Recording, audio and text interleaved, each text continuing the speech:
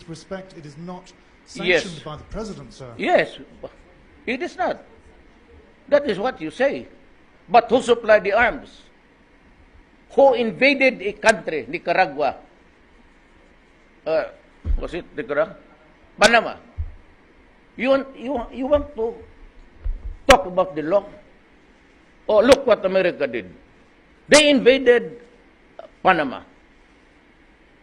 The president still in prison in the United States. They invaded the country on a question or in the issue because drugs were flooding America and they had to take out, forgot the name. Noriega. Same. America went to war. So they destroyed not only the sovereignty, they fractured the country. It's non-existent actually. And they had to kill Saddam to get the leader. So where is the hypocrisy here? Where is the hypocrisy here? The Iraqis are dying, they are against each other, and because America went inside on a pretext that there were weapons of mass destruction, only to admit to the world. And by the way, why is America not a member of the International Criminal Court? Let me ask you. They are invoking extrajudicial killing, calling upon the Human Rights Commission and defining extrajudicial killing, which is in the charter of which he is not a signatory. Do you know that America is not a member? And yet they threaten leaders and presidents. You do not do that to me. When you are a hypocrite to me, you are a hypocrite. By what standard or language do we use? So, I would say, do not talk about lives, about people, my own citizens. You have destroyed countries and deprived their sovereignty. So, where is the moral basis? Tell me.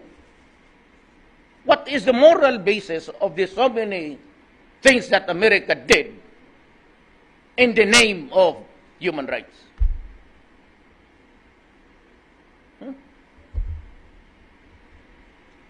Let us, when we talk about national issues, international issues, we have to set the parameters or else my country, hindi naman ito lalabas. I am not sure you will publish this or let it out in the air.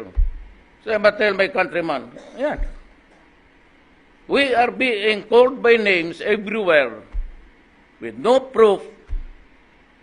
And here you are, America invading a country, bombing it, killing people in the process, children, adults and all, and even the dogs, and the goats and the lambs.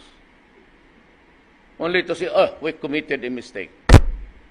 No weapons of mass destruction.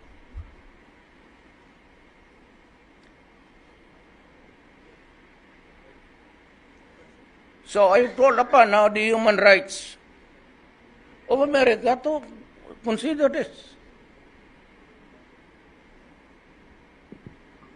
Thank you, Mr. President. Yes. No more? No more.